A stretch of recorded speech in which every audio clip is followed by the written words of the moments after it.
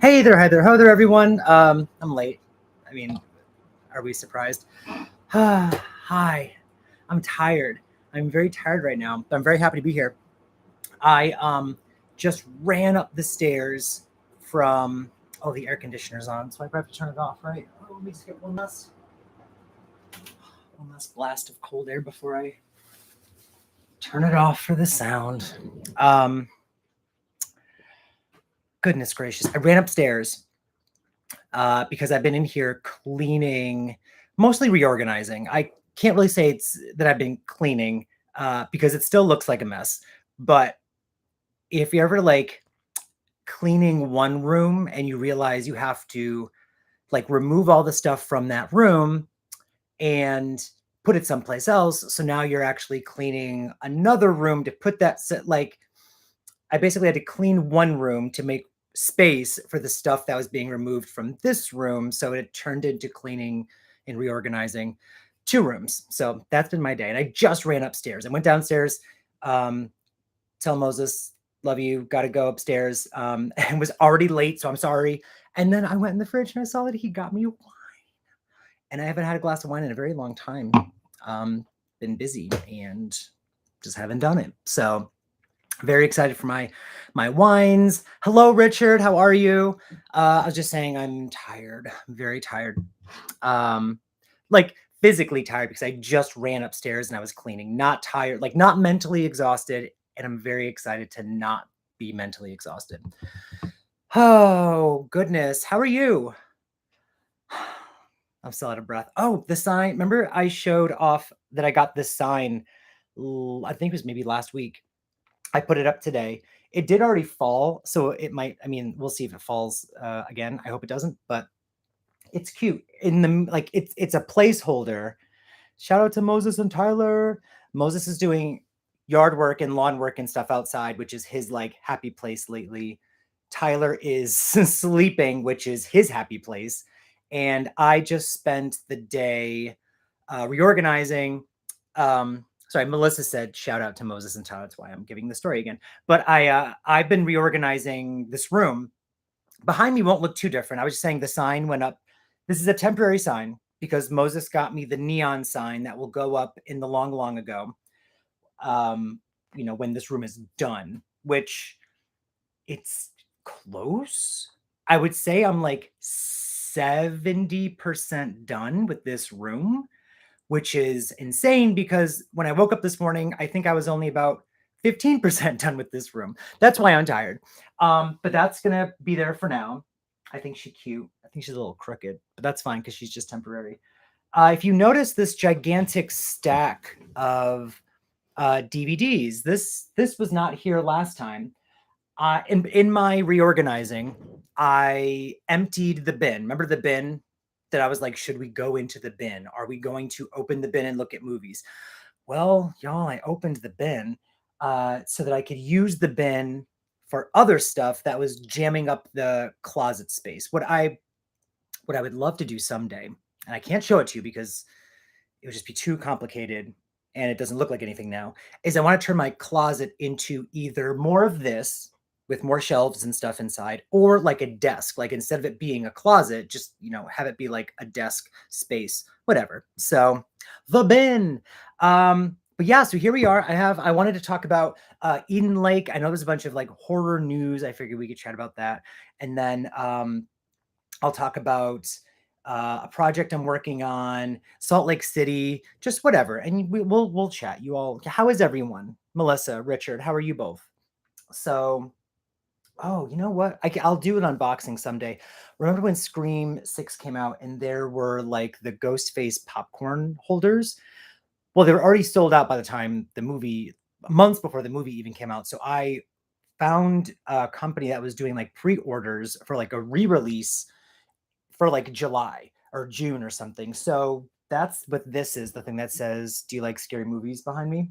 I haven't even opened it yet. Underneath it is a Halloween, like a Haddonfield, Myers house, like giant Funko situation. And I'm not sure what we're going to do with it. Like it might end up on that second big shelf and both shelves will be Halloween. I don't know if that's too much. That's too much Halloween. But yeah, we're gonna play around. We're gonna see. We're gonna see. Oh goodness, here. So Eden Lake. We watched it. We watched Eden Lake. Have you seen it? Has everyone here seen Eden Lake before? If you watched my reaction without watching Eden Lake, you might miss, you probably missed some nuances and things like that. But it's what do you think of it? What did you think of the movie in general? I want to hear y'all's comments while I pull up my little list, because you know that I will get off track. That's what I do. I mean, I liked it a lot. I don't know if you got, like, if you've seen it in a long time, recently, whatever. I liked it a lot. I just Yeah, it kills my soul too, Melissa. I just don't think I'll ever watch it again. So it was recommended by someone named Louis Tango, who I talked to on here, but mostly on Instagram. And he's always like, please watch this and please watch this. And some of the movies that he suggested, a lot of them, I've put into the polls randomly to see, like, do they get some traction? Eden Lake jumped up, and I was like, I've never even heard of this movie before. Dude, I never seen Eden Lake, but just from what I saw from your reaction, it looked crazy as hell. Richard, it is. I mean, I don't want to spoil anything in case you will watch it. Because it sounds like you started watching the reaction, then you probably were like, no, let's not do this. Oh, wait, was it you that I was talking to that started watching the reaction and then you decided, like, this movie seems like it's gonna be too much and turned it off? Because there's a couple people that actually said that to me, that they were like, either they've seen it before and then watching my reaction reminded them of why they didn't want to watch it again, or they hadn't seen it. I think like one or two people only were like, they haven't seen it, but they figured they would try the reaction and see, and they were like, can't do this. And the reaction cuts out a lot of stuff. Those children were disobedient, to say the least. But I thought the movie was, like, the acting was fantastic.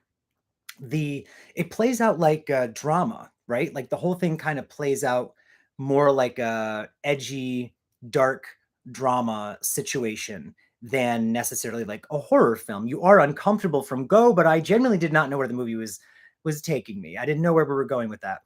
And Richard says, I don't think I'll watch it because it looked a little too intense for me. It was.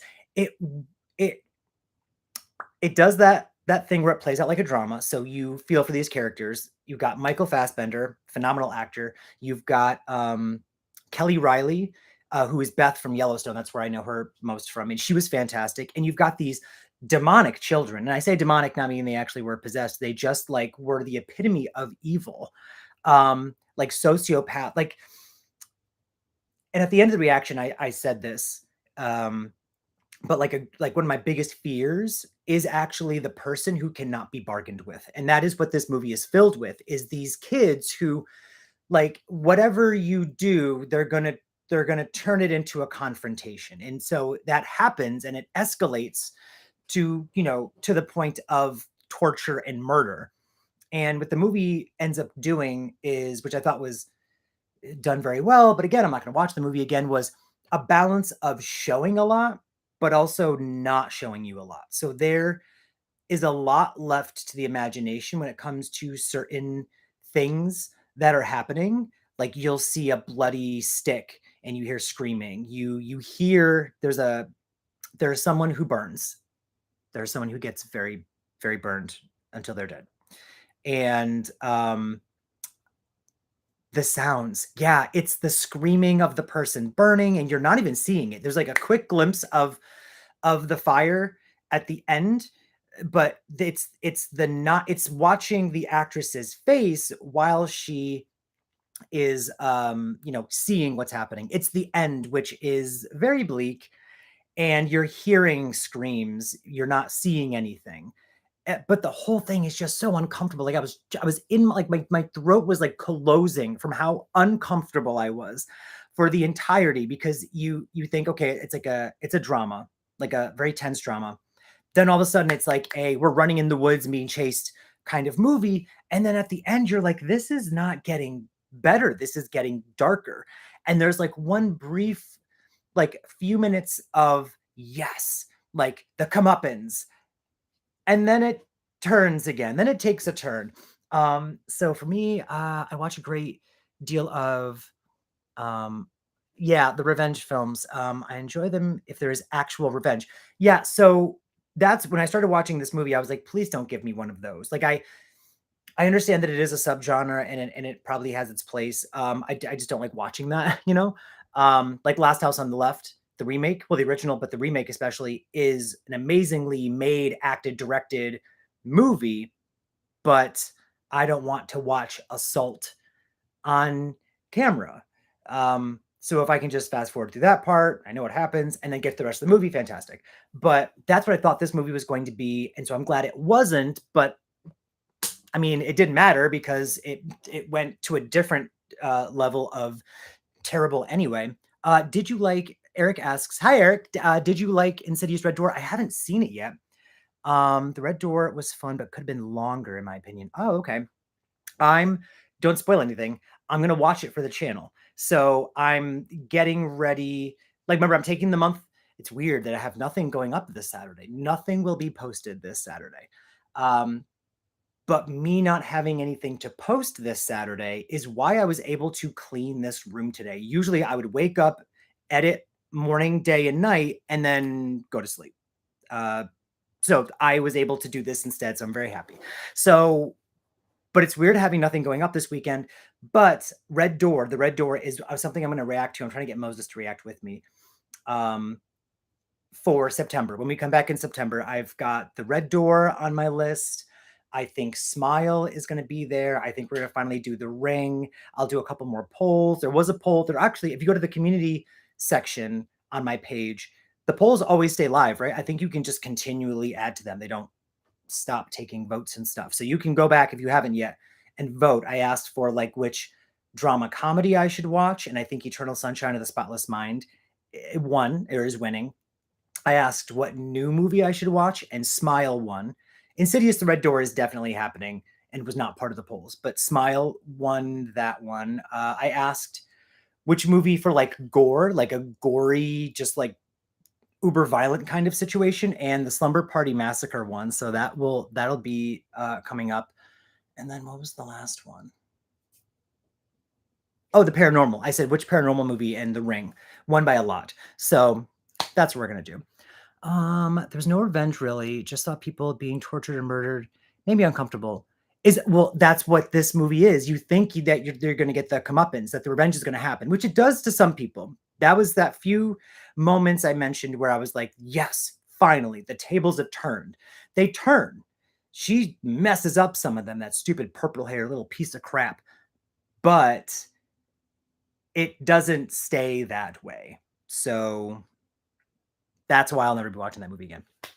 The film has good cinematography and innovative scares. That's all I'm going to say. Okay. For which one? Is that for The Red Door? Oh, yeah, because we're talking about, but I do love Patrick Wilson's directing. Okay, good. Not that I was worried, but it was a first time director. You know, I'm like, is he going to try to copy James Wan's style too much? Or is he going to do the opposite and try to do something totally new? And either way, it's not going to translate. From what I heard, he does fine. So I'm guessing he does like a hybrid of the two. I've heard that it feels like an Insidious movie. That it might be a little lackluster or something is what the impression I got, that the final act is just like, oh, okay. I did hear a lot of people say it's not scary though. So I'm excited to see it. So we'll see how that goes. Melissa says that Wilson did great. Good. Okay. So Eden Lake, we did that. That director, I don't think I saw him. Did he do much else? I don't know, but since, you know, one of you hasn't even seen Eden Lake and the rest of us are like depressed by it, we can move on to new stuff. There's so much news all of a sudden. So we have Scream 7 has a new director, which surprises me because Radio Silence was, I feel like their DNA is all over 5 and 6. But we're getting, what's his name? Christopher something, the director of Happy Death Day and Happy Death Day to Me and Freaky, which I didn't see Freaky yet. The one with like Vince Vaughn. It's like a Freaky Friday, but it's a horror movie. like a horror comedy. He does horror comedy well. He is directing Scream 7. So I'm hoping that he can bring the like intensity that we got from 6, because I did enjoy Scream 6 very, very, very much. But I hope he doesn't lean too much into comedy. I mean, it's Scream, so it's going to be, you know, at Scream's worst, it's still good. Melissa says Radio Silence is still very much involved from what I've heard. I think I've heard that too, like they're producing or something. They'll be producers, so that's good. It still is a bummer because they had a visual like aesthetic, and I feel like Scream 6 was closer to what I wanted from 5 in terms of like pacing and tone, because from 5 I wanted what they gave us in Ready or Not, but I wanted with Samara Weaving, because that movie is so fun, but I wanted that just injected into the Scream franchise. And I feel like Scream 5, you know, we don't need to talk about it right now, but there's a lot of things I don't like about Scream 5, but they were like, let's try this, but let's not, but let's do this, COVID, blah, blah, blah, whatever. Scream 6, I think, was them going, okay, cool, we did that. Now we can go ham, we can go crazy. And that's what we got with Scream 6. So I was excited to see how much farther we would take it in 7, but, you know, Christopher Landon, thank you, that's his name, Christopher Landon. They're executive producers. Since they're having, oh yes, they are having schedule problems because are they doing like a Universal monster? Are they doing like a monster movie or something? Or making that up? I feel like I heard they were attached to do something else that was actually a big deal. So I'm excited for them to do that. They brought the Scream franchise back to life. You know, I guess they can move on. I'll let them have that. Whether or not Neve Campbell will come back, I don't know. Everyone like was reading so much into the fact that she was at a convention, and they were like, "Can you talk about that?" And she was like, "No, I can't talk about that." And everyone's like, "Whoa, what does that mean?" It means she can't talk about it. It probably means that she knew nothing, or they were negotiating. And then now that the actors strike and the writer strikes are going on, she made it clear, like, we won't be talking about this until afterwards. And people were reading into that as well. And I'm like, my guy, she can't talk about work. Like, it doesn't mean anything. She can't talk about it. She's, you know, like the actors are striking. So we'll see what happens with that. I am excited for her to come back. I would like for her to return to the franchise. It just needs to be like the right way. I think 5 had the right idea. The execution wasn't it for me. So I was fine with her not being in 6, which might not be a popular opinion, but I thought 6 was great on its own. What else is new? Trending. Screen Saw X. Who's excited for Saw X? I want to say I am. I feel like I'm excited every time a Saw movie comes out, but I'm always disappointed. When I did my like trailer reaction to Saw X, Melissa's excited. When I did my trailer reaction at the end, I remember I actually went through the like. This is what I do. I ramble, right? So I went through every single movie and what I did or did not like about it, and then cut most of it out. So if you notice, I start talking about like original 3 movies, and it cuts to me saying, and then we got the final chapter. It's because I just had to keep it moving. Maybe someday I'll do like a ranking or something of the videos. I'd have to rewatch them all because it's been so long. But I always am excited, and then the movie comes out, and I'm always disappointed. So after the original trilogy, Century Countess, hello! We're talking about Saw X. You missed my little whatever about my stack of movies behind me. I was cleaning all day. We talked about Eden Lake. We talked about Scream 7. Now we're talking about Saw X. Socks, if you will. So the original 3 movies I think are great and clever and whatever. And they kind of organically, I know this is, my friends always make fun of me for saying this, but there is a sense of urgency in those movies. Part 4 was very forced to me and like not interesting. If I remember correctly, I'd have to watch it again. 5, the same thing. It was going in directions I was like, I don't care. I do not care. 6, I think, was better. Like the pacing made sense. Like the linear story that was happening was interesting and exciting and all that stuff. And then final chapter, I was like, don't care. I don't remember a thing about the final chapter except Carrie Elwes or something showing up and every time someone escapes Jigsaw, they become like part of his little posse. And I was like, I'm sick of this twist. This isn't a twist anymore. It was a twist in part 2, and then you made it like another twist in like the 4th or 5th movie, and then you did it again in like 6, did it again. Like you just kept making all these survivors be. I don't care anymore. Like, so I was like, I don't care. I'm done. I'm like, the franchise is over. Thank God. Then we got Jigsaw, and if you remember back in the day when they advertised the Saw movies, it was always like a 30-second little ad.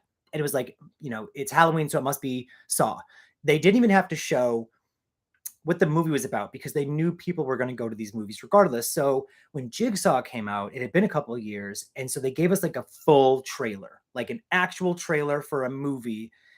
And it looked promising. It was a repeat of everything we had seen before. The twist at the end was okay, whatever. And then I was like, I don't know. Like the acting wasn't good. Like I wish they would give us one of these movies where the protagonists were likable, where the acting was at least decent, and where the writing is, I don't know, it just weird. Just Richard. Thank you. Oh my gosh, Richard G with the super chat. I have to add you to my list now. Da-na-na-na-na-na. Thank you very much. There. The list is becoming exceptionally long now. Thank you very much. I always have a problem. Melissa says I always have a problem with movies that are in between. Yes, Richard. I'm not super against an in between movie, but yeah, I guess depends. I have always kind of secretly wanted there to be like a Halloween 3 that never was kind of thing. Like give us a like an after 2 kind of situation. But Saw X is going to be an in between cool, which I think takes place after 1, between 1 and 2, because 1 probably already happened, and then he thinks he's going to get cured maybe, and then because in part 2 he gets caught. Oh no, in part 2 he gets caught, but then he gets away again. So it could be between 2 and 3, 1, 2, and 3 adjacent. Yes, Melissa, I've always wanted a Halloween 3.5. Never got it, but we'll see what we get. So but then after Jigsaw, I was like, okay, bad acting, bad writing, the traps were cool, but like, tons of CGI as well. I was like, this is like looking stupid now. A couple years went by, and I was like, please be done. And then they announced Spiral, and I was like, interesting, because this was different creators, a different take. It was a spin-off. It was not saying let's continue the same exact story, but it took place in the same universe. And I was like, I love this idea. I do still think it was a good idea, but the third act completely falls apart into one of the lamest twists and reveals and final scenes of the entire franchise. The acting is questionable. Chris Rock, probably a good producer, not good in this role. So it just like, gosh, Spiral, whatever. So now we're getting Saw X. And I'm like, okay, like, yeah, sure, I'll see it, but I don't care. Sorry, let me check up on these, checking on these. Hey, Scott. Yes, Shawnee Smith is back. So, which, duh. And she looks great, by the way.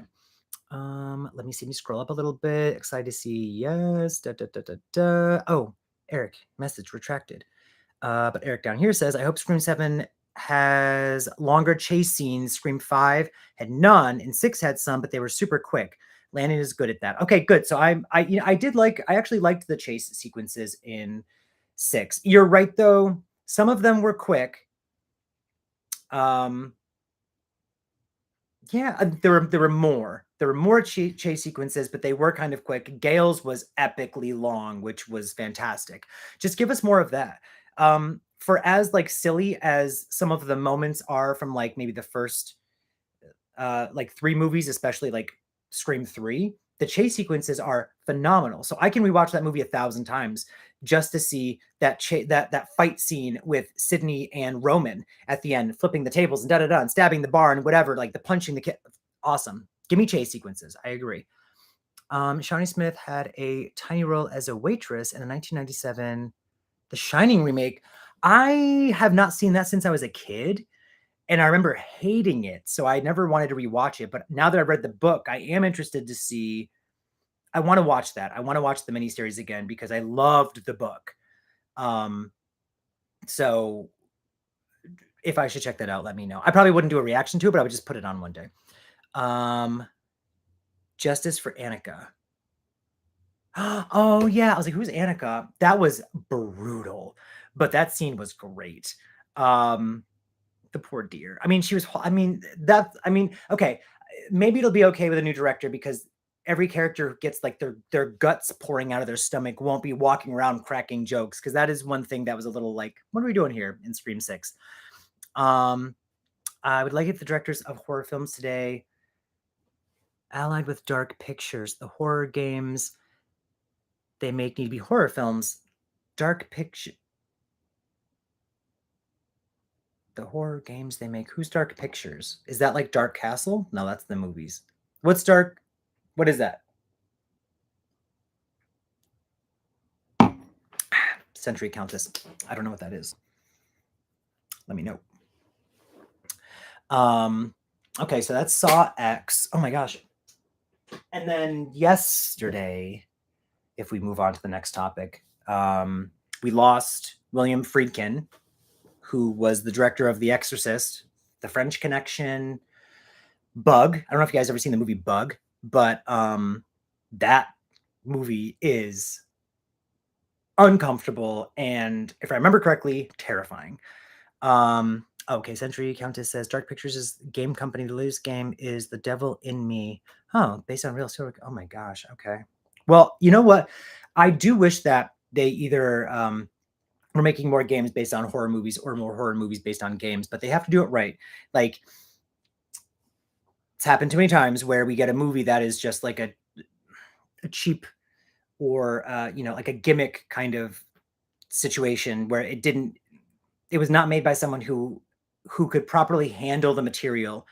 Silent Hill, I think, is, if I can't think of any others right now, but like Silent Hill probably is the best adaptation of a video game, like a horror video game I can think of, where I felt like this was the game.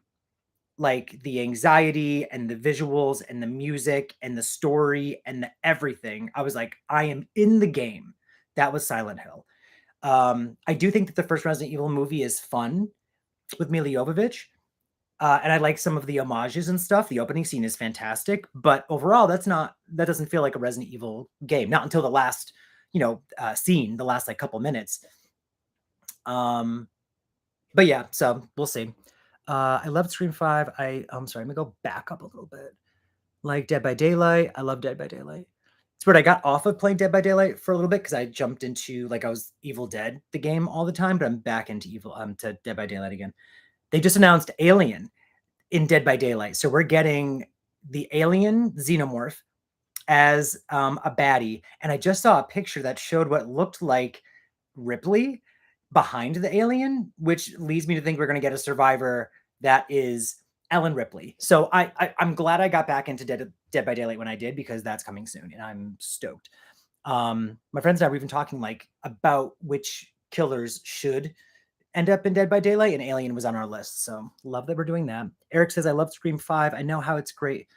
I love how it's a great return. And I remember, the big build up to 5, all 2020 and 2021. Oh, the behind the scenes photos. I remember the behind the scenes photos I kept seeing was Gail's outfits and people being like, look, Gail, she slays. And she does. So they were right.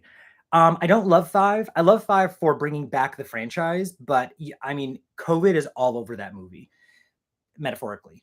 It is filmed in such a way that it feels like chunks and segments that are not super cohesive to me, especially in the third act. But I love where I love that it picks up after the first 4. It brings back our legacy characters, and we got 6 because of it. So for that, I'm okay.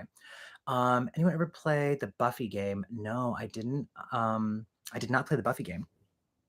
I feel like I was very I had very limited games that I played when I was younger. Resident Evil, Silent Hill a little bit, although I've never finished a Silent Hill game. I tried one of the Parasite Eve games. I couldn't finish it, and now it's gone. Like, my stuff is just gone, missing. When we bought our house a couple of years ago, I was like, where are all my games? Clock Tower 3. Yeah, so let's not talk about that because it's a Debbie Downer moment. But let me see. What else? Oh yeah, I'm sorry. We're talking about William Friedkin. We lost William Friedkin, director of The Exorcist. Do I have my... There we go. I don't have these on. I have the third movie on 4K from Shout Factory. I believe they did it. Because I love The Exorcist 3, but technically the other movies I only have in this DVD set, which is cool. So you get several versions of the first movie. I believe I think there's only one version of The Heretic. You get, is it both versions of 3? No, you only get the theatrical version of 3, which is fine because I prefer the theatrical. But then you also get 2 versions of the prequel. So you actually get Exorcist the Beginning, which was the theatrical version, and it has Dominion, prequel to The Exorcist, which was the original prequel they filmed. And similar to Halloween 6 producer's cut, they hated it and they were like, you need to redo this. So they kept most of the same actors, changed writer, changed director, overhauled, I think, almost all of the footage. So it's 2 completely different movies. But yeah, I have this set. The thing is, I love a box set, but it's got those skinny discs. But yeah, not a fan of the cover. But they did announce a 4K of the original, so I'll probably get that when I have when I can. They announced, oh my gosh, what did they announce? Scream 3 4K. That'll be the Steelbook. That's gonna be mine. That I won't eat for a week if I can get that Steelbook. Oh gosh, what else did Derek was telling me? I forgot, but a whole bunch of stuff. And I was like, please stop telling me because I can't afford these right now. Yep, Parasite Eve. Did I say Paradise Eve? I meant Parasite Eve if I said it wrong. I played the second game. I never played the first game. Weird, I know. Same thing with Resident Evil. I played 2 and then 3 and then 4 and then 5 and then 6 and then 7, right? Yes. And then I went and played, no, I played 2, 3, 4, 5, 6. Then I went back and tried to play 1 and I never finished it. Because 6, I believe, is when they came with all the digital copies of all the games. I was like, well, I've never played the first game. Crazy. I jumped in with the second game. And so I did that. And then after Resident Evil 7, I went and played Code Veronica X. And that game is fantastic. And that should be remade. Not, I mean, we got a remake of 4 this year, right? And that's, I haven't finished it yet, but it's good. But it feels more like the remake of 2. Because we're talking video games now, but the Resident Evil 2 remake is spectacular. It takes everything that you love about the original game and it elevates it in every single way, in my opinion. Then we got the Resident Evil 3 remake, which did nothing, in my opinion, to elevate any of the original amazing material. Because the third game in my Nemesis is such a good freaking game. So I was like, wow, I'm not excited for 4. And then I guess the people who did 2 and 3, the remakes, were not the same people. The ones who did 2, I believe, are the ones who just did 4. And that's why they're good. Anyway, that's this. Dominion in the beginning, talk about the Mandela effect. What's the Mandela effect? I know what it is, but oh, duh. Yeah, stupid. Listen, my brain's not working right now. Isn't Clock Tower the game series that was inspired by Dario Argento's Phenomena? Maybe. I would believe that. Well, possibly, because the original Clock Tower, there's a whole video. I have to find it again. It's spectacular. Someone goes through the entire Clock Tower franchise to give you all the dirt. But the original game was a Japanese game, I believe. And you were like trying to escape a killer and this and that and blah, blah, blah. The scissor man, he had giant scissors, terrifying. Then they made a sequel, but the sequel is just called Clock Tower, I think The Fear Within or The Evil Within or something like that. But it was released in America, but the first game was never released in America. So when people were playing Clock Tower, like myself as a kid, I was playing a sequel not knowing it was a sequel. No one knew it was part two. There was no two attached to it. So it talks about like an incident that happened, previously, and they did a good enough job of describing the incident that I never thought that it was based on an incident that technically is the first game. They're basically saying in the first game this happened, but never knew. So then there's a Clock Tower 2, which is technically Clock Tower 3. And then there's a Clock Tower 3, which is technically Clock Tower 4, because everyone seems to forget that first game actually existed. But Clock Tower, the American version, which is like part 2, was terrifying when I was a kid. And then Clock Tower 3 was released on PS2, and that game was a blast. And it gave me like Resident Evil, like late 90s, early 2000s, like those Resident Evil games, kind of like Code Veronica X kind of vibes. And then I guess it like they pulled from that like for inspiration, but it also had like, I forgot, it was international director who was like a very like visually like aesthetic, like over the top kind of director. So the game comes off very theatrical, which I think works to its benefit. So okay, so it was, yes. But oh, you're right. Yes, Jennifer Connelly was who they modeled the character after. Yes, thank you, Century Countess and Richard and everyone. Everyone, thank you. Yes, I'm remembering that now because Jennifer, is that her name? Was the character. Oh, it's weird because isn't her name Jennifer in the game too? Okay, plagiarism. Copyright. Japan loves Argento. There you go. Entertainment Hell, hello. I haven't jumped in the chat. I'm sorry. Eric is saying, I'm going back up a little bit. My favorite Nightmare on Elm Street movie is New Nightmare. Before I even read the rest of your comment. Agreed. The best Nightmare on Elm Street movie is New Nightmare. I will continue your comment now, Eric. I hate how underrated it is, and it's basically a requel. Yes, it was a requel before there were requels. It was a legacy sequel. They were like, let's bring back the original actress. And like, besides the fact that it's meta on meta on meta, besides the fact that in addition to that, it is talking about like deep, like emotional, psychological, spiritual things. It's extremely avant-garde because it is like 7 different kinds of movie packaged in a franchise horror sequel. Besides all of that, it's so fun and suspenseful and scary. The CGI doesn't hold up, but it was the 90s. Leave us alone. Let me see. You can watch the original and New Nightmare alone as 2 connected films. Yes, actually. So Eric, with that comment about New Nightmare, which I have 17 copies of it because I love New Nightmare, but Melissa and Leo know because they fight about it all the time. They, what is it? When I watched Wes Craven's New Nightmare, I had only ever seen 1, 2, and 3. We all watched part 4 together on this channel last year, so that movie reaction is up somewhere. But I had only seen 1, 2, and 3 and New Nightmare. And that was more than enough. Like they talk about the franchise in such a way that you know who Freddy is. They even say in the movie, like he's like Santa Claus. I didn't see parts 4 or 5 or 6. And I still was like, I know who Freddy is and I know his legacy. I know what he's about. So such a good movie. Perfect ending to that whole situation. They didn't need to make the remake. Melissa wants the cage match for that VHS. I remember that giant baby looking monster that chases you in Clock Tower. Oh, see that. And that's the original game from Japan that I never played. But when you watch, which makes sense now that I've watched this video that talks about that, when you watch, when you play the American Clock Tower, which is the sequel, it starts with that scene. The giant baby thing is chasing. I was like, what the hell is this? And then our main character wakes up.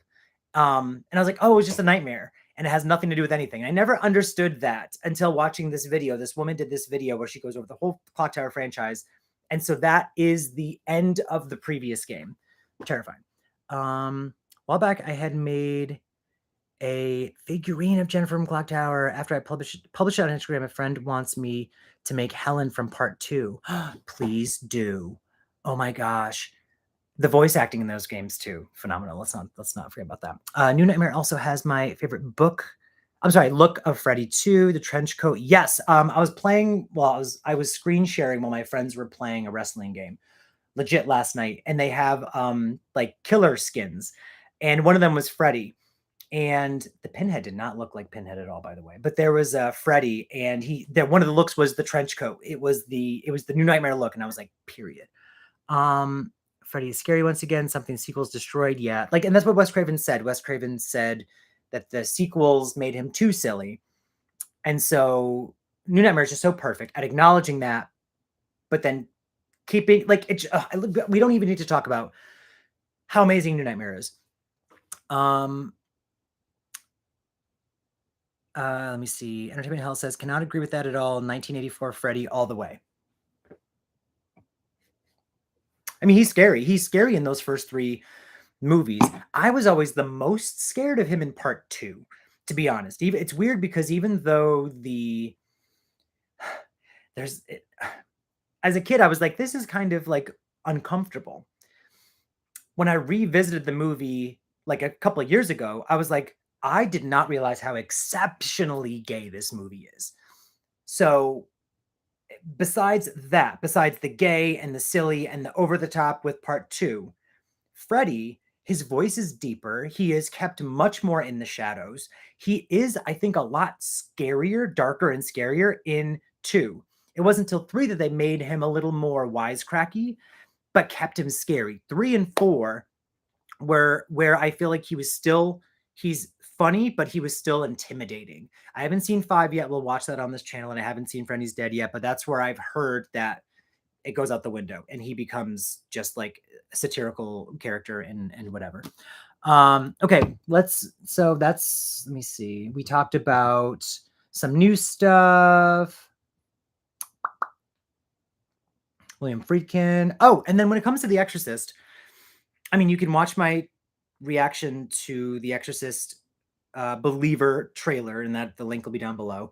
I also did an Exorcist modern trailer. I'm trying to like let everyone know about these modern trailers that I have from back in the day, because there does seem to be a disconnect where anyone that watches my channel now, it's very much the channel that we have now is not the channel we had 10 years ago, but I have modern trailers, a whole playlist of modern trailers. I used to take movies that I felt like got, they didn't get the trailers they deserved, and I would redo the trailer in like from scratch. And I did one for The Exorcist. Now, the link will be down below. I like it as a trailer for me having made it, because there are some of my trailers that I'm like, I do not like this trailer. Like I feel like I rushed it. I did something wrong. I do not like it. I like my trailer for The Exorcist, but that trailer is when I was like, I need to stop giving away the whole movie in the trailer. These are older movies, so I'm making trailers for movies that have been out for 20 or 30 or 40 years. So in my mind, when making the trailers at first, I was like, who cares? Like, people have seen these movies. But after The Exorcist, I was like, it's almost like obnoxious how much I gave away. And it's like a very loud, in your face kind of trailer, which the movie has moments like that, but I don't know. I think it's a good trailer. You can go check it out and let me know. But I feel like I could have done a better job, maybe. So after that, I did like, my gosh, Friday the 13th and Phantoms and The Thing and Children of the Corn 4, random, but that movie I think is good. Those trailers, I tried to not give away the whole movie. I tried to pick like one linear story within the movie and stick with it and leave a lot up to interpretation, but you guys can go check it out. Franziska, hello. Franziska's here. Let me see. Eric says, I love the original New Nightmare. The original and New Nightmare together. Requel. Yes, it was a requel before there were requels. So the two films, one in New Nightmare, can easily just be 1 and 2. Pew, done. So, oh my gosh. But speaking of modern trailers, I'll make my little like announcement. Even though, I mean, fingers crossed, everyone. I haven't done a modern trailer since since last year, since late last year. And that's when I did my trailer for The Thing. So John Carpenter's The Thing, I did a modern trailer for. The trailer did not do well. It did very badly. So I was like, maybe I'll stop doing trailers. And then I got really big into our movie reactions, which is more fun. So, or maybe not more fun, but it's still a lot of fun. And that's where my focus went. Then when they released the Scream 6 trailer, I actually re-released, I did like a recut of the trailer to remove a lot of stuff that seemed spoilery and then move a couple of the scenes around. Like the scene in the beginning, I think belonged at the end. The scene at the end belonged in the middle. Like I moved it around. So you can check that out too. That's in the modern trailers playlist. But my next modern trailer that I'm going to work on, because it is the 25th anniversary. It already just happened this a couple days ago, was the 25th anniversary of Halloween H20. So I've had an idea for a trailer for Halloween H20 for a while. Hi, Louis. Louis Tango is here. He's the one who suggested Eden Lake. Louis is here now in the chat. So I'm going to finally do the idea. I'm going to see if I can get it out there. A couple streams ago, I had talked about the fact that when my computer crashed like 2 months ago, or maybe it was more, I ended up losing the trailers I was working on. I thought that I didn't lose anything and realized I lost my Black Christmas trailer I was working on, and I lost my Amityville trailer I was working on. But the thing is, I was kind of stuck in both of those. So I think it worked out for the best. Now I'm going to do Halloween H20. Hopefully I can get it out by Halloween. That'll be fun. And then hopefully that gets me back into doing, the trailers more often, because I do enjoy them. It's like therapeutic-ish for me, but then when I put it out there, they're usually received pretty well, and that it makes me excited. I did actually make a trailer already for Halloween 1. So if you go to the modern trailers playlist, which is going to be down in the description, I did the original Halloween, but it's also one of those, in my opinion, it's also one of those like loud, obnoxious trailers. Like I don't love it, and I've been thinking of redoing it. As like a more of like a slow build kind of trailer. It's very like pum pum, and that's not what Halloween is. And I also did one for Halloween 6, and that'll be, I'll post that one separately down below too. Halloween 6 is one of my favorites in the franchise, and it was a trailer. I always thought the trailer was like okay, but it deserved better. So I'll do Halloween's 4 and 5 at some point and whatever. But this year, hopefully, y'all are gonna get Halloween H20 as a modern trailer. Let me see. Eric says, I do want New Line to buy the rights again, or Paramount, since how they're handling the new Scream movies, but not Blumhouse. Yeah, I don't want Blumhouse to have their hands on these franchises. Louis Tango says, can you do a trailer to Wes Craven's New Nightmare? I have thought about it, and I probably will, but I do like the original trailer to Wes Craven's New Nightmare, so it will happen, but the time has to be right. A lot of times the way that a trailer will come to me is I'll hear like music in my mind, and the visuals that pop in my head, if they are from a certain movie, that's usually when I'll start moving forward. So I had ideas again for Halloween H20 years ago, and started a trailer, abandoned it years ago. Started again, maybe like 2 years ago, abandoned it again. And so I just put the movie back on my computer, and I'm looking at my notes from the last attempts, and I'm reworking them, and we're going to see. Poeintheditch! Pew, pew, pew! Oh, hell, I'm late. You're fine. Good. Poe is here. Good. The gang is here. We just talked about like Saw X. We talked about Scream 7. We talked about William Friedkin and The Exorcist and The Exorcist Believer. We talked about my next modern trailer, which is going to be Halloween H20. Thank you, Poe. That's very kind of you. Late fee, a late fee. I love it. Also, thank you for the was it date night fund last time. I also pointed out that I've been cleaning all day. When I started this live, like when this is over, if you go back and start watching it again, I'm out of breath. but these movies here are the ones from the bin that I had that I was always like, should I open the bin? Like, what are we going to do? I spent the day cleaning. I spent the day cleaning because of you all, because you all were so like super cool with me taking a break from the content. I was able to like gut this room. The movies are stacked there for now. I also pulled my back though. If you see me like doing this a lot, I pulled my back real bad.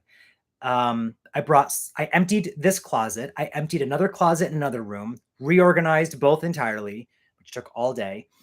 And then I got a shelf from the basement that's been there for like 100 million years. And I cleaned it and lugged it upstairs, which my back was already pulled. And I pulled it more, bringing the thing up from the basement.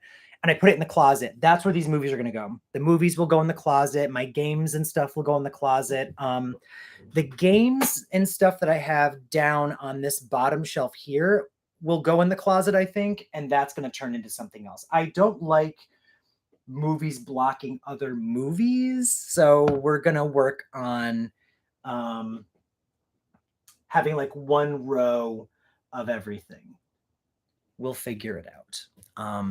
I got some more tapes. I think I showed you all last week. Actually, did I show you that I had gotten the original Halloween now too? Because I think I showed you guys that I got 4. Did I show you these? Side note, I got Halloween 4, if I didn't show you already. I got Halloween H20. If you follow me on Instagram, you have seen I posted this because it was the 25th anniversary, but I got this.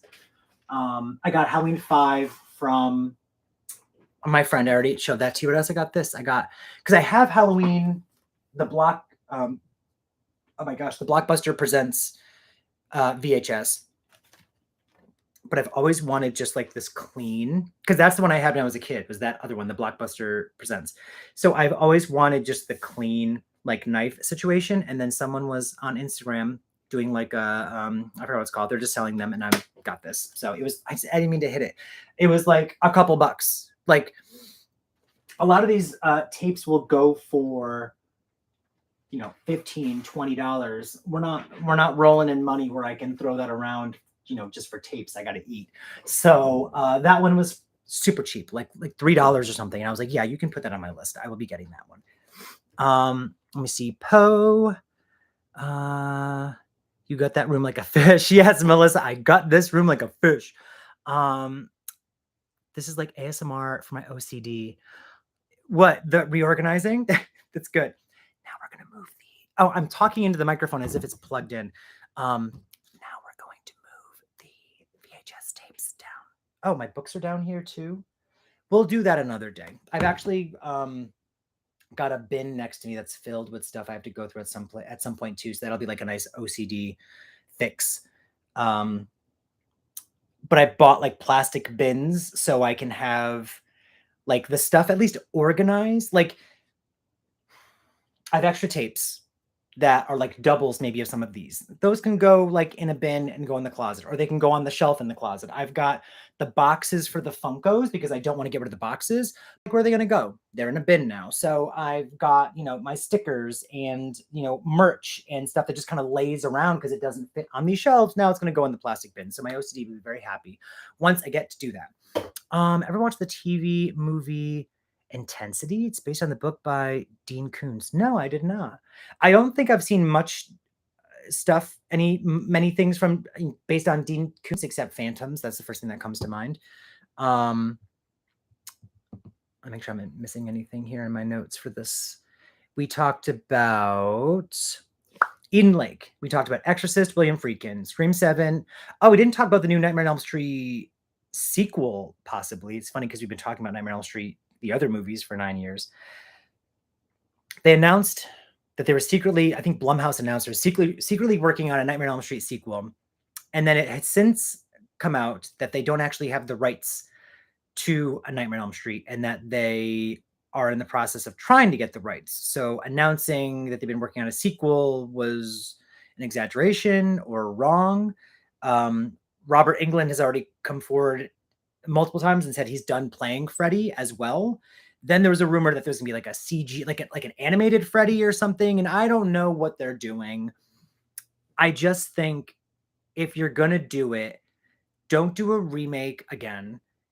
And if you're going to do something in the vein of the original movies, then give us like a legacy sequel. Again, I haven't seen 5 and I haven't seen Freddy's Dead, so I'm not sure who survives and who doesn't. But if you want to do some kind of continuation, there was a rumor that they're going to bring back Heather and do like a Halloween 2018 where they ignore all the sequels, but don't, because that means ignoring 2 and 3 and 4, which I love, and that means ignoring Wes Craven's New Nightmare. So they just need to stop.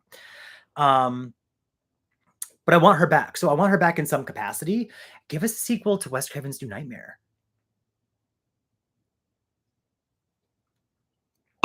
They wouldn't. They don't have the balls. Okay, we talked about the H20 modern trailer. Oh, Austin's not in here, but if you follow me on Instagram, he's also on YouTube. He has a great YouTube channel. He has a great Instagram channel. Austin Nicholas is his name. We chat. He's into collecting, but like figures. Like the room that he has, like with his glass displays with the figures inside and the lighting's beautiful. So we're gonna do a partnership, like a collab soon. He's gonna we're gonna do a live together.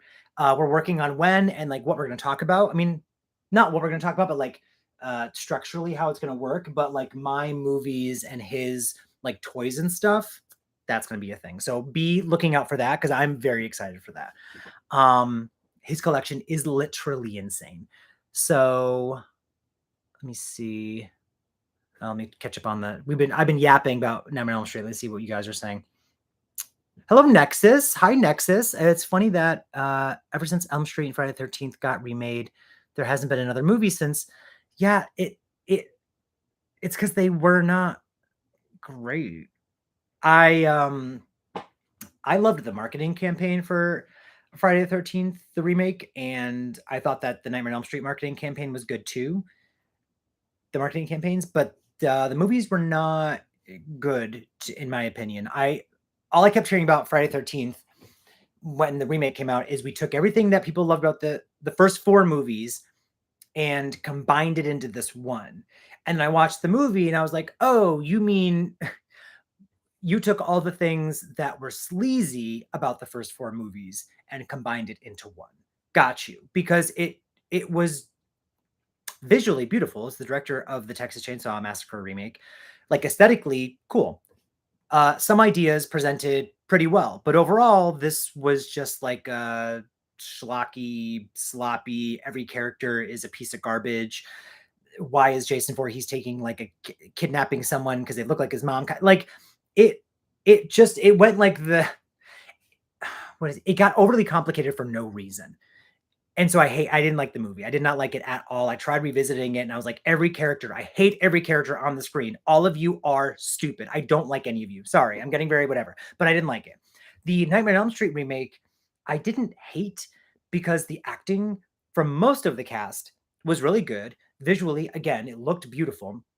I did not hate Jack, what's his name? Whatever his name is, Haley something, the guy who played Freddy. I thought he did a fine job.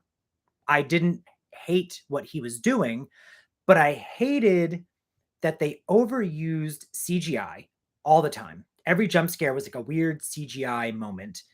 And even though she's good in some things, what's that actress's name?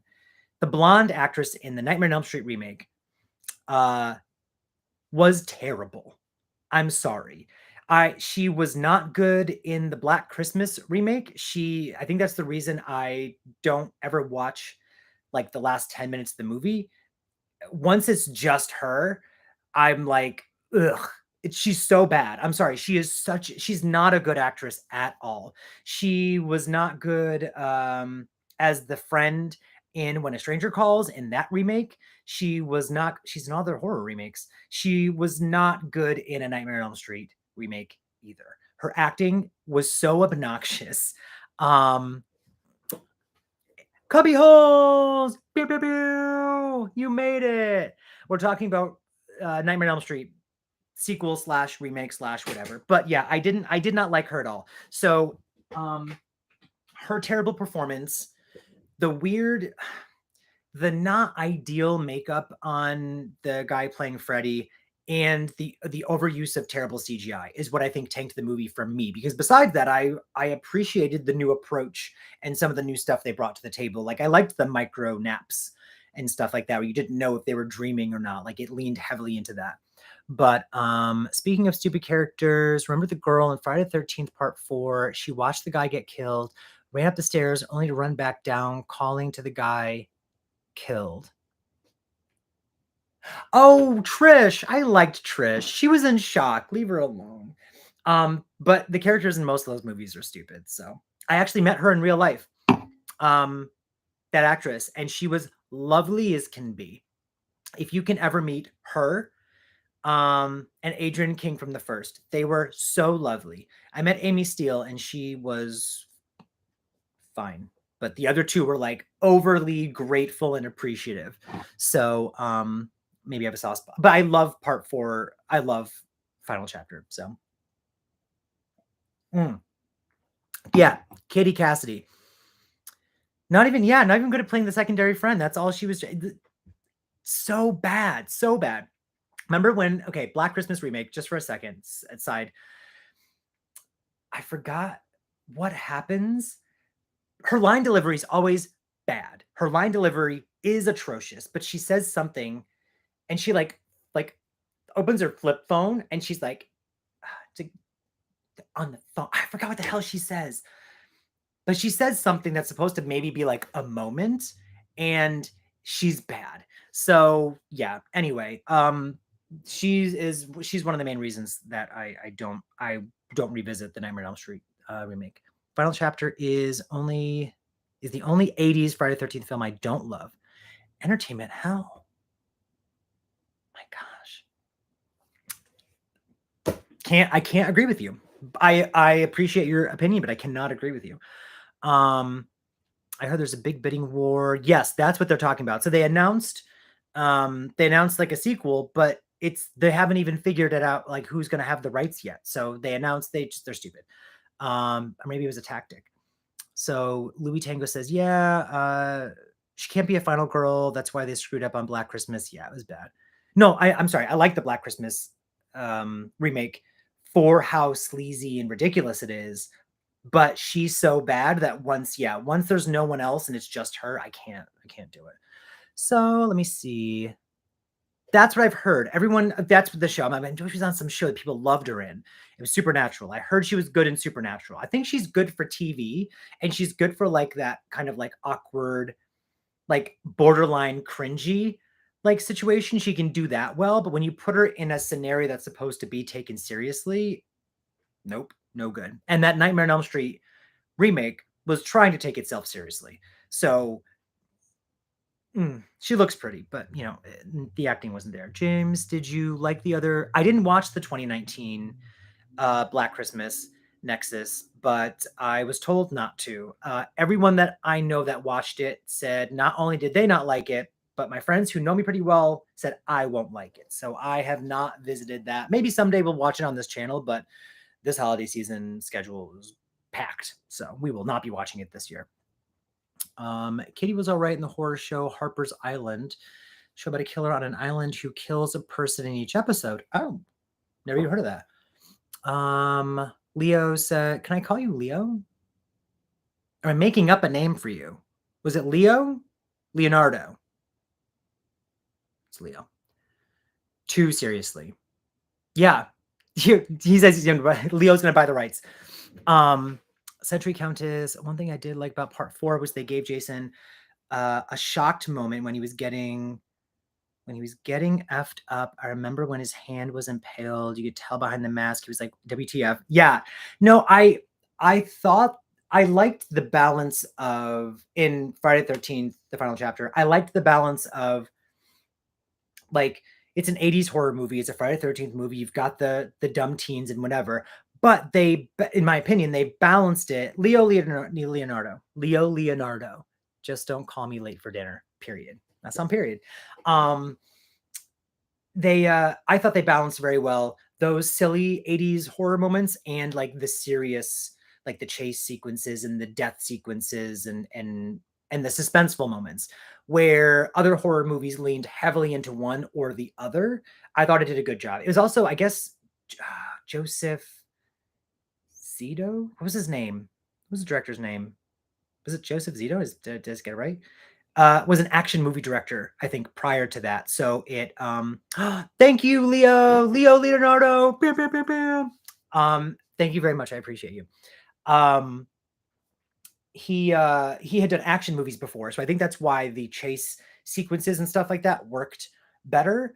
But I remember hearing someone say this on one of the bonus features, and it's something I had not really considered.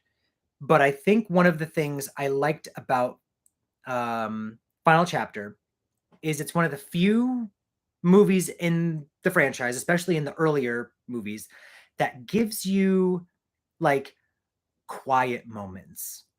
Like you kind of like if you get some of those moments in the previous movies, but usually it's done right before like someone's like looking through a drawer in part 2 for her undies and it's quiet for a second, like that kind of thing. But the opening of Final Chapter taking place basically right after part 3, and they're at the barn and the police are there. I love the whole scene. I love the way it plays out.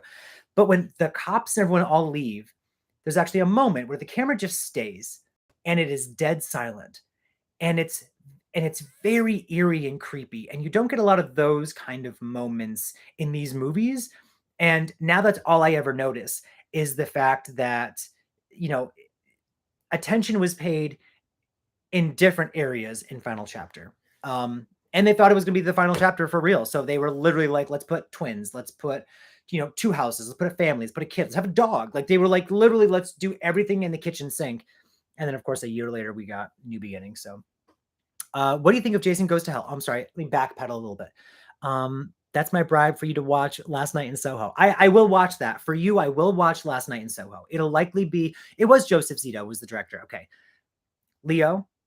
Leonardo. I will watch Last Night in Soho. Nexus says it was Joseph Zito, and he directed The Prowler. I've never seen The Prowler, but I've heard of it because it's The Prowler. I just saw the movie recently. I thought it was all right. Oh, okay. Maybe I won't watch it then. I always ask my friend Derek if I'm going to like a movie. He's like 90-something% accurate with if I'm going to like a movie or not. Let me see. Century Countess said, what'd you think of Jason Goes to Hell? One of the best openings of the franchise. That whole opening is filled with, what's it called? Oh my gosh, my brain doesn't work. When they like set you up for one thing, misdirection. It's full of misdirection, but it leans so heavily into the stereotypes of the previous movies, masterfully, perfectly, where the audience is going, don't, and then they don't give you the scare that the previous movies would give you. And it happens like 11 times. And then you're like, so the audience is like laughing. They're scared, but they're laughing. It's such a great opening. And then when Jason does show up and he's hulking and terrifying, you're like, what the hell? And then they blow him up. And you're like, whoa. And it's still pretty cool. This is where the movie completely loses me, is when his heart is beating behind the guy. I was like, oh my God, his body's going to like come back together again. That is terrifying. Like he's going to like come back, like his heart's beating, his arm's going to move or something, whatever. And then that's the last great moment of the movie to me, because that doesn't happen. His soul comes out and goes into the guy, and then the movie falls apart for me. The gore moments are exceptional. Yeah, no, I don't like that movie. It's like a Terminator movie. It's like a B Terminator movie where every other side character is the Terminator. I don't know. It was just weird. And then Jason comes back at the end and gets pulled down. Whatever. It was fine. But the opening is amazing. So for that, that's a movie that I'll occasionally rewatch. Are you excited for the new Final Destination movie? I'll wait till I see a trailer, because I love that the 5th movie was not only a really good movie, in my opinion, but it ties into the first movie. So the whole thing is a full circle moment. Done.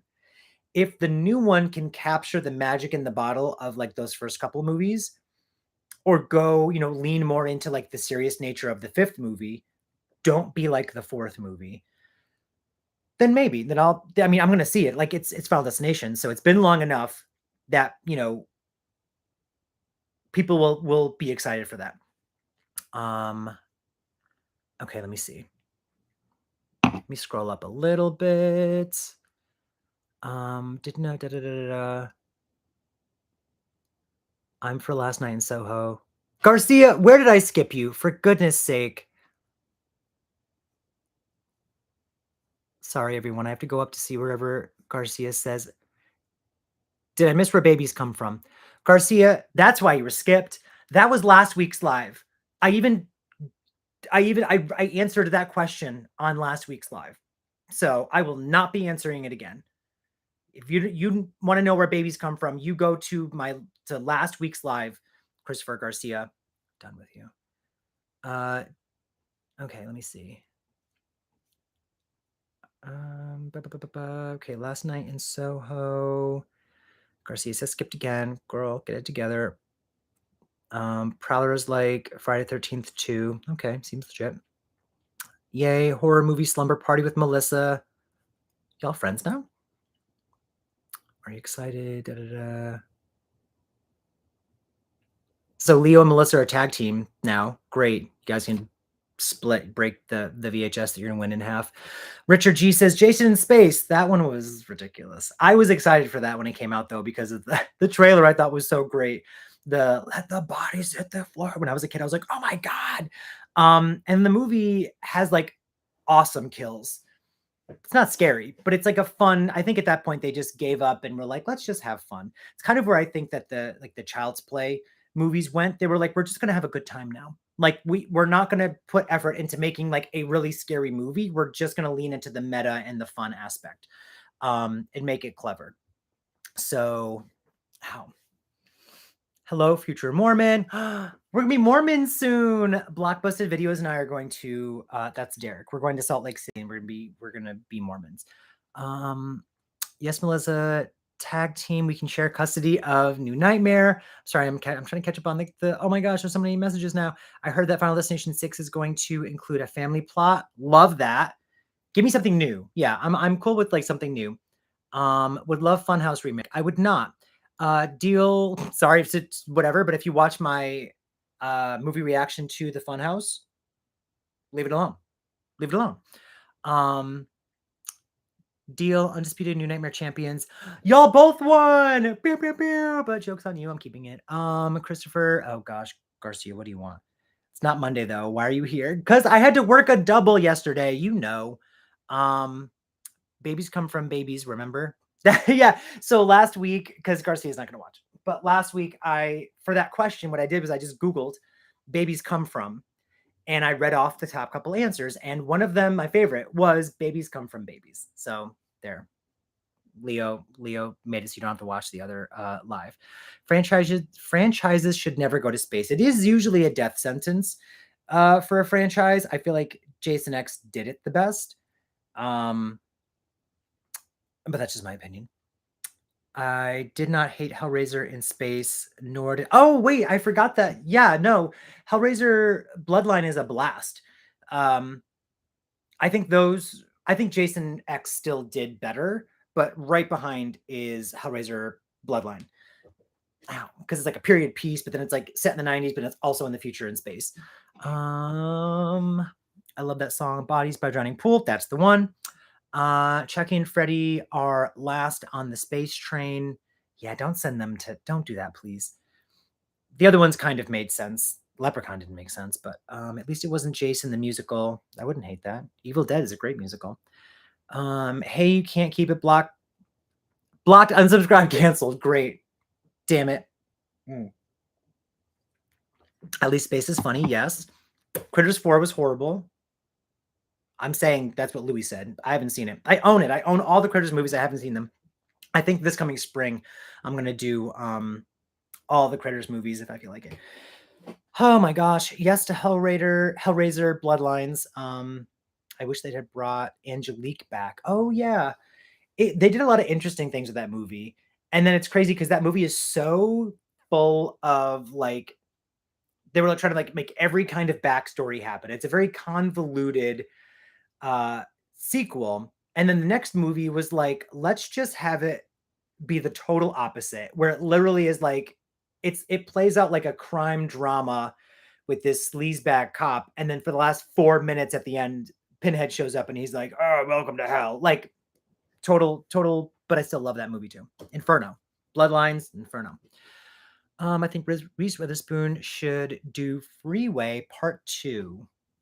No, that was a character she played. Oh, you mentioned Freeway to me. I haven't seen that one. Isn't she? It's like a weird comedy, like a dark comedy. After the recent Chucky movies, I wouldn't be surprised if they do Space someday.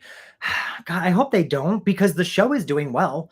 So I appreciate the hell out of the fact that they have the movies, and for good or for better or for worse, they continue all of the same stories with all of the same characters, and all of them connect.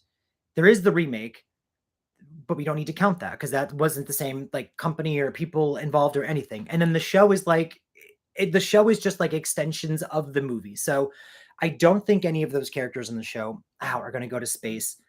How do you think Friday the 13th? How do you think Friday the 13th? Oh, the TV series is going to go. I don't know. It's from the guy, the creators of the Hannibal show, so I would think it's going to go well. I think that people think it's going to have a lot to do with Jason, and I kind of think it's not. I am getting the idea that it's going to be more of like the camp with like elements of Jason and Pamela maybe and whatever. I know Adrienne King is involved, so I'm excited to see like what role she plays.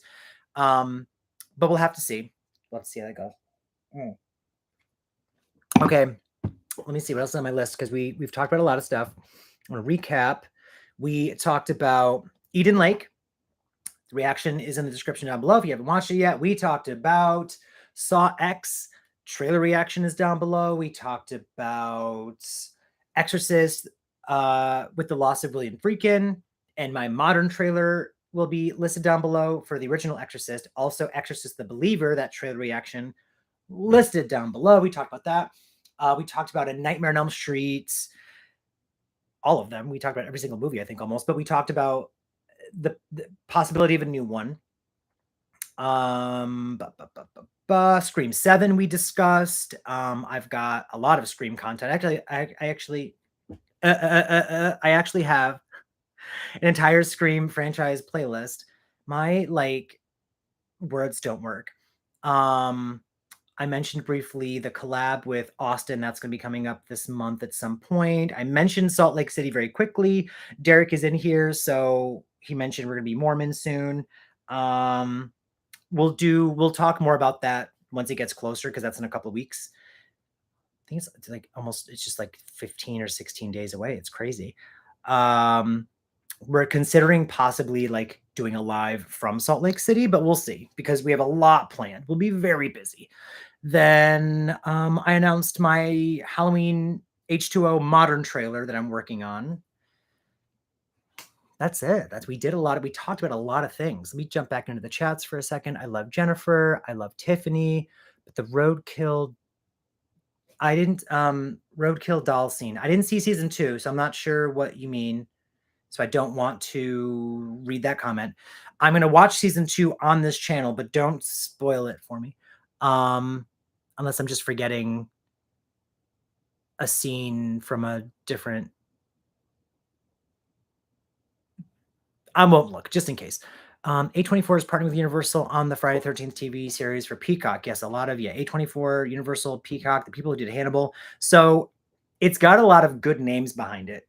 So I'm interested to see where they go with the Friday 13th show. Scream 7 needs a bigger body count. Yeah, no, Derek, too many people lived in 6. I loved 6, but it definitely, we talked about, someone said justice for Annika, and I was like, yeah, like it sucked that she died, but maybe the new director will not have so many characters running around with their guts hanging out while also cracking jokes and then also living, because Annika did not live. But Chad, as much as I love, looking at Chad, how many times has he been stabbed now? I don't think I even saw the stab wounds from the last movie. They probably were there, but that's a detail they would not forget to include. But he's going to have like 30 stab wounds now. He has to have some kind of irreparable damage at this point. So yeah, they need to bigger body count, bring back Nev if you want to, whatever. Nev's a killer in the end. Let me see.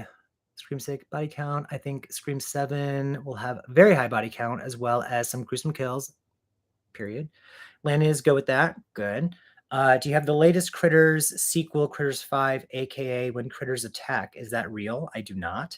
I take back every bit of energy I gave you, James. You're nothing. You're No! As I disappear. Well, anything else you guys want to talk about while we're here before I wrap this up? Anyone that jumped in late, I discussed my pile of movies because I've been cleaning all day. I've got a pile of stuff over here. I've got, I don't feel like you can kind of see the Critters collection.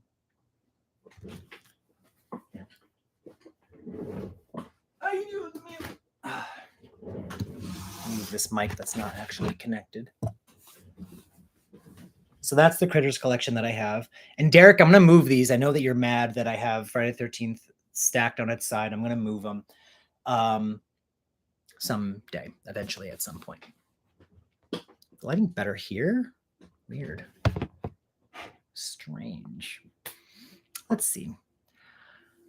Oh, it's real, James. I just got the DVD. Won't spoil it, but the trailer is cute. Okay, no, I have not seen When Critters Attack, and I only own those first 4 movies. I'll see you in the sequel.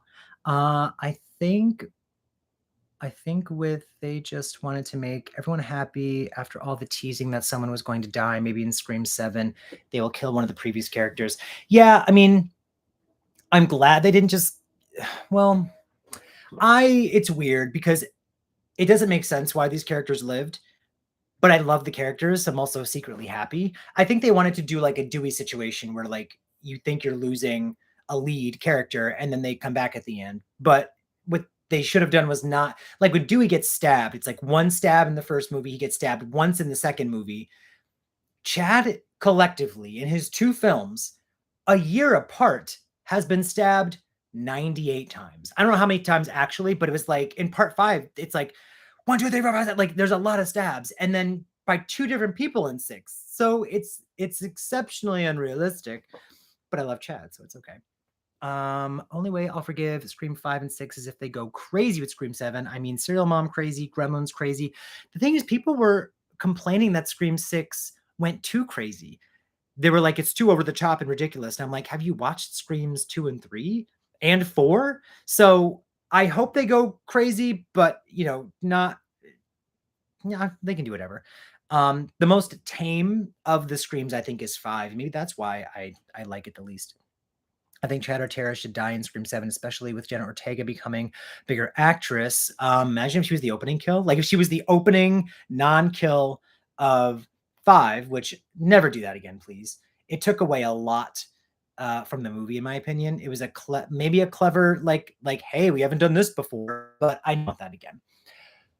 But now that she is such a big actress, it would be insane to kill her in the opening. The thing is, I love Tara as a character, so I do not want that. Maybe Rosemary in space. Like Rosemary's from Demons. Give me a Demons in space. That movie I'll take. Anti-villain versus final girl. Who's the final girl master? The finale girl master. Oh gosh, I don't know, girl. Everyone dies and it's Sam versus Sydney. Leo, I'll watch that movie. Maybe Chad will get stabbed by 3 people in Scream 7. Yes, Eric, I think that's what's going to happen. Let me see. I think Mindy is the mastermind in 7. I hope not. I feel like that'd be a big slap in the face to have one of the previous characters. When 6 came out, I thought we were going to find out that Mindy and Chad were involved. At this point, I think it would be too jarring to do that. They put a lot of effort into making us like those characters. Let me see. I think Mindy is the mastermind. So yeah. I thought Scream 2 and 4 were boring. Oh. I tried to maybe like it, but I couldn't. Well, I can't agree with you there. I did not actually. I can, because I used to hate part 4. I thought this is not scary and it's not funny. It's so like structurally weird. It's trying to be something that it's not. And every kill is a punchline. And I was very annoyed with that when I was younger. I hated that about 4. Now it's one of my favorites. I love 4. It's like right in the middle of my ranking for the franchise because it's such a fun rewatch, in my opinion, knowing that it's kind of like silly. So I think they did a good job. Besides Dewey, who is useless in 4, I think that Gail and Sydney are like perfect representations of where you'd want their characters to be, like where you'd expect their characters to be. I wonder how much medical issues poor Chad. Yeah, I mean, he needs to have a limp at this point, like Dewey did. I actually want Stu to be the final boss. That'd be fantastic, but we already have that with that show, The Following, which is a good-ass show. Cubby, ooh, dangerous territory. Uh-oh, what did Cubby say? Everyone dies and it's Sam versus Sydney. Is that what he said? No. Next year, crazy. 4 is the best. I do like 4. 4's not the best, but 4's good. Just like Seed of Chucky is the best. Okay, now he's doing it to push your buttons. Entertainment Hell, don't. He's doing it to push your buttons. Cubby said Scream 4 is better than Scream 1. I think he means the best, like it's great, because there's none of them are better than Scream 1. Let's like solidify that right now. But just like I like Scream 4 now and I used to hate Scream 4, I like Seed of Chucky now and I used to hate Seed of Chucky. It's not scary, it's not good, but it's a hell of a lot of fun. And again, because the movies continue, the movies like build on each other, it's great to go back and see where they were back then. And for that, I'm excited for Chucky season 2 as well. Worst case scenario, they do a time travel theme for Scream and a futuristic Sydney in the okay, we're not taking Scream to space. If they want to give us a Scream 7, this is what I would be fine with. Give us a Scream 7. Wrap up some shit. Cool.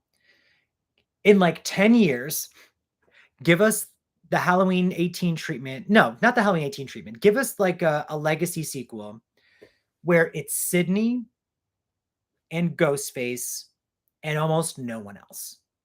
Like, I see that being like, I want 7 to go big. Like someone said, go crazy. I want like each one has gotten bigger and bigger and bigger and bigger. Go crazy with 7. Then give us like 10 years off again. Give us like a decade. Bring back Neve Campbell, pay her everything, whatever she wants. And it's just Sydney, like at home alone, almost like a home invasion movie. Like, this is how I describe it. Think of like the Drew Barrymore scene from part 1. Imagine if that was the entirety of the movie. The whole movie was that. But make it Sydney, like a balls to the wall, end all be all. And if you want to have it connect to one of the previous movies, go for it. If you want to have it be like a totally random new killer, go for it. But I think that's what I would want, down the road. Or give us like again, in 10 years, give us an in-between quill, where we follow some other characters doing some side shit or whatever. Jill is the best Ghostface. I used to think that Jill was so annoying because she's not a great actor in that movie. I'll be honest, she's not. Emma Roberts is cringy when she goes crazy. But now I look at it as a blast. It's a blast to watch her cringiness because she's playing a crazy character. So crazy doesn't have to look uncringy, Her reveal is probably the best of the franchise besides the original reveals. Like, you have the protagonist is the antagonist. Loved it. Charlie was the weakest of all of the ghost faces, in my opinion. The reason Seed is the best is because Child's Play 1 is low-key a bit racist and classist. It was supposed to be, they were purposely classist. Maybe they should have included some people of color for sure, but it was purposely like poor single mom. They wanted that. The original script was actually like a mom who works for a toy company. And then when Tom Holland came on to direct, he was like, no, let's have it be like this thing. Child's Play 2 is unbelievably abusive to Andy's mental health. Yep, it is. Child's Play 3 makes Andy a lousy character. Well, I think Child's Play 3 is just a boring movie. Like, I think 1 and 2 are brilliantly made movies. because they're both very different films. You can watch 1 and 2 and they do not look or feel similar at all, but I loved them both. 3 is boring. But for Scream 4, Jill went ham. When she throws herself into the mirror, I cackled in the theater and I was like, this is so stupid. Like I was so mad when I saw Scream 4 for the first time. And then a couple years ago, I rewatched it and I was like, this is great. Jill's self-attack. Leo says, Jill's self-attack is me when I'm trying to get out of work. Me too. Like, I can't go in today. I smashed my face into a mirror on purpose. How dare you shade Queen Emma? She wasn't good in that movie. She's good at playing a bitch. So I think that's why she's great on like Scream Queens and American Horror Story and some other stuff. But she was not good then, at least, at being, she wasn't great. She was fine. She did a good job. I like Scream 4. Move on. Before I get in trouble over here. I look at how many, I love Scream. Look at it. Anyway, I think that's it. I wanted to like do more cleaning, so I might do that. Let me see. I had to wait and explain Child's Play. I'll wait and explain. It's a good movie, but no, that's not what I meant. I mean the voodoo element. Yes. Yes, I agree with that entirely. Yes. Entertainment Hell is saying that the racist and classistness of Child's Play is more the depiction of the homeless. Because yes, you can say that one homeless man just was a perv, but it kind of suggests they all were. Like they're all gonna attack you. They're all disgusting human beings. And then the only black character that I can think of is really the guy who's in charge of the voodoo, but that's a whole thing we can debate, because he is one of the only characters that is like, no, you shouldn't do that bad thing. But it does fall into the, what was it called? Black characters in movies used as a storytelling device where they're like the know-all. They know everything. Like they're always the side character that tries to help the white protagonist in some way. So if you go back to any movie where you're watching and there's like a black character on the side, they are usually there to aid the white protagonist, and they kind of don't have their own thing going. That was a big issue in movies for a long time. So I agree that it still exists in Child's Play for sure.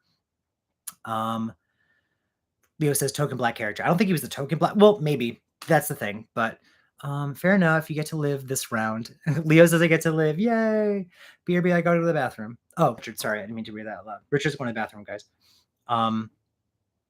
Let me see. Oh my God, remember that fake film they were pranking people with? Chucky versus Leprechaun? Oh, I don't remember that, and I hope that never happens. I thought Jill did a great job as a ruthless person. She did come off as ruthless. The Mystic. What's The Mystic? The Blackening was great. Saying this as someone as white as Casper. Yeah, I'm very Caucasian. Look at myself tan. But I loved The Blackening. We saw that in theaters. Loved it. I've watched it a couple times since then. We had a friend come over not that long ago. The mystical black characters. Is that what they're actually called? Or are you getting me canceled right now, Derek?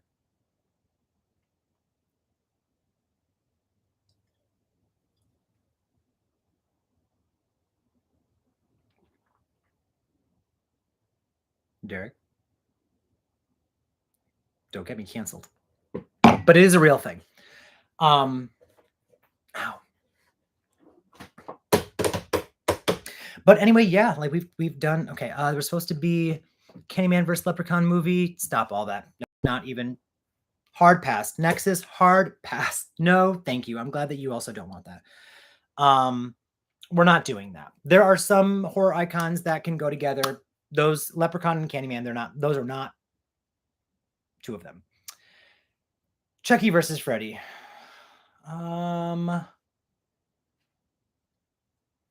That could be fun because of the ridiculousness of both of them. Those are two horror icons that are also hysterical. So you can imagine Robert Englund like Robert Englund in Freddy vs. Jason is a blast to watch, where he's like, why won't you die? And like tilt. And he has all these funny like one-liners, but Jason gives him nothing back because it's Jason.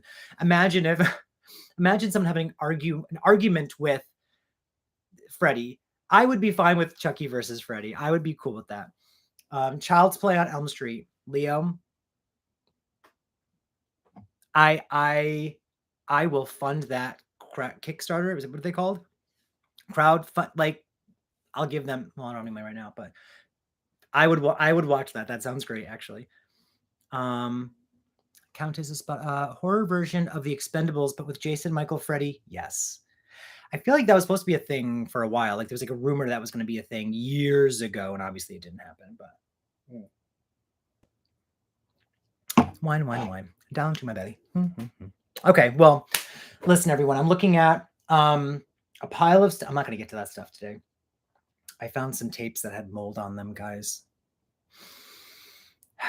I don't even know what was on the tapes. They weren't like these kind of tapes. It was like blank tapes that I'm assuming was like childhood memories. Those are in the trash.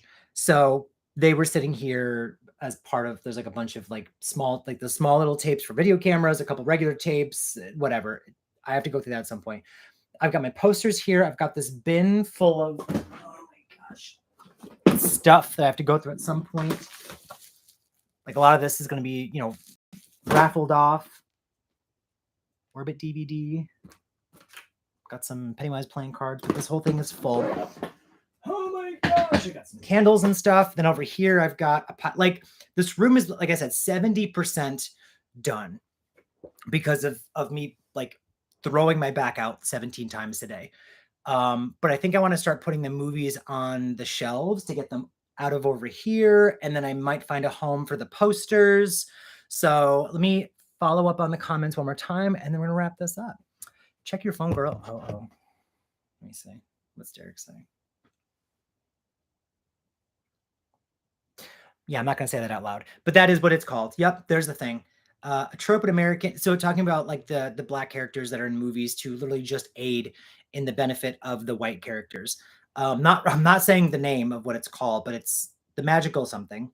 It's a trope in American cinema, television, literature. The cinema of the United States, the magical person is a supporting stock character who comes to the aid of white protagonists in film. Literally, it's a thing.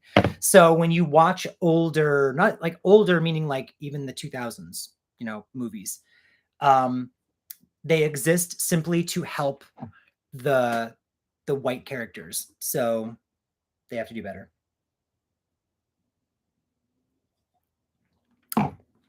I definitely overdid it. I hurt my back. Century Countess says don't hurt your back. To empty this room in this closet, I had to clean out another room in another closet. I threw it out doing that. I kept throwing it out when I was doing this room. And then I was like, you know what? I think I want to be paralyzed. So I went to the basement. I found that shelf that is now in the closet. And I had to take everything off of the shelf, wipe the whole shelf down, bring it to the kitchen, wipe it down again. I put the little softy things on the bottom that way it doesn't scratch the floor, and then carry it all the way up. So I carried it from the basement to the first floor, from the first floor to the second floor on my own, literally excruciating. So I don't think I can go to work tomorrow. I can't walk. Let me see. Don't overdo it. Okay, yeah. Oh my God, back issues are the worst. Yep, I got them. Ever seen Eve's Bayou? No. You can find it online to order. Without help? No, Moses was outside doing the lawn work, and I didn't want to bother him because he loves doing that. And Tyler wouldn't help me, so I had to carry it up by myself. Oh my gosh, like I had to like hold it like this and do sideways the whole time. It sucked. But anyway, I'll wrap this up. I want to go put the movies on those shelves, I think, and put the games over there and clean out most of this stuff. So thank you, everyone. You poor thing. Thank you. Century Countess would have helped me. Next time, I'll be like, can you get over here? I need to move shelf. Thank you, everyone.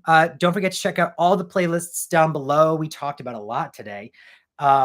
We talked about, my gosh, all the new movies, the Saw X, the Scream 7, the whatever. I talked about my Halloween H20 modern trailer. I'm excited for that. I got some good ideas. You can check out my other modern trailers. I want you guys to check out those modern trailers. I'm very proud of those. Those are different than the movie reactions because you are making those from scratch.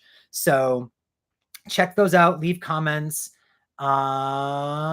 This was great. I'm excited. I'm hoping that we don't turn this into a Tuesday thing. I mean, if we do, we do. But Mondays all of a sudden are not like possible for my life. Definitely check me out still on Instagram so I can talk to you all there. And I already do talk to most of you on Instagram, so thank you for reaching out. Yeah, next time you see this, those will be gone, and maybe we'll do like a spinny situation where you can actually see the rest of this room because it'll be cleaned out by then. So, but whatever. Until then, bye, girl. Stop being on your back so much. Leo, you're stupid. You have a good night, James. Thank you, everyone. Thank you, Century Countess. Thank you, Leo and Richard G, for the super thanks chat situation.